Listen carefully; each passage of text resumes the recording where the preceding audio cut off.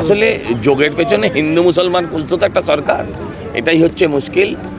হ্যাঁ, যোগ আধ্যাত্মিক, যোগ শারীরিক, যোগ আমার, যোগ আমাদের ভারতবর্ষের, যেটা আমরা হারিয়ে ফেলেছিলাম, যেটা আমরা ভুলে গেছিলাম।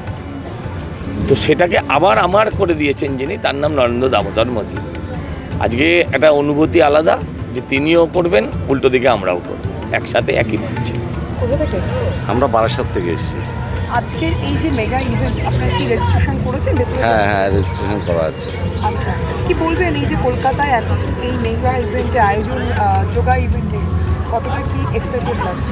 দারুণ এক্সাইটেড। আমরা বারাসাত থেকে এসেছি, এক্সাইটেড দেখে এসেছি। আমরা 50 জন একসঙ্গে এসেছি।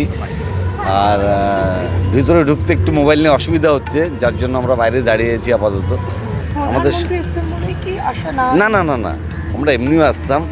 আগে হয়তো আমাদের আসার মতো পরিস্থিতি ছিল না এখানে, সেই বাতাবরণ এখানে তৈরি হয়নি বেঙ্গলে, এবার হয়েছে। এবার আমাদের সরকার এসছে, আমরা খুব এক্সাইটেড তার জন্য। যোগা প্রতিদিন করা হয়? সেইভাবে করা হয় না, এই সকালবেলা মর্নিং ওয়াক করা হয়।